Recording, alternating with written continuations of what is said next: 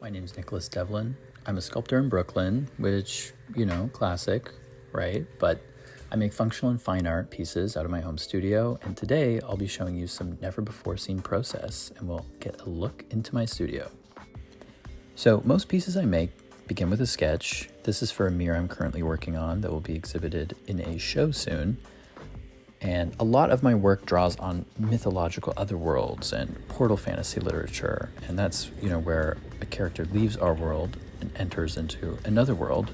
And I'm not sure why, but I do think about that pretty much all the time.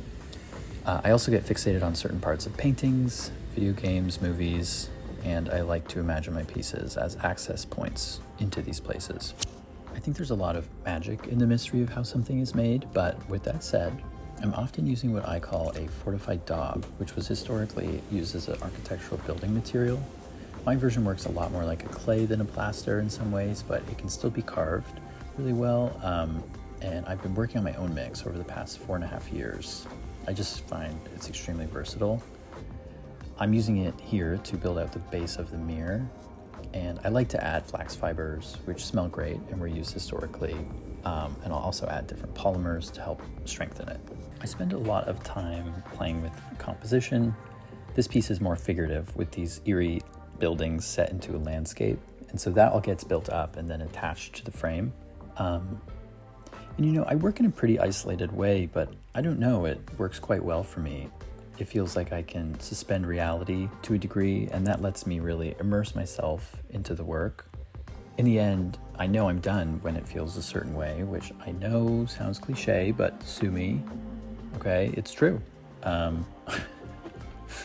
And the word whimsical is one I hear a lot when I'm talking with people about my work. And that used to actually make me quite self-conscious, but that's just kind of what comes out. I guess, I don't know, it was embarrassing in some way to accidentally be seen as so earnest.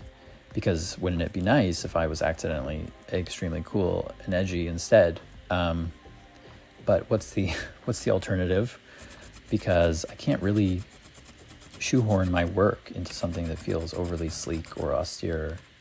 And, that just wouldn't feel right for me. So I do think it's really important to listen to that intuition and what seems to kind of naturally come out.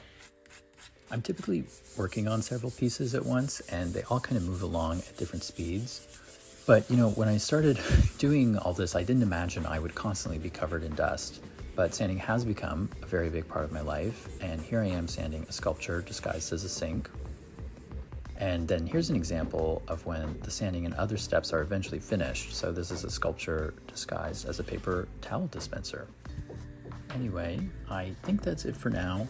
Thank you for watching, and if you have any questions, please don't hesitate to email me at hello@nicholasdevlin.com, or you can find me on Instagram at Nicholas_Devlin.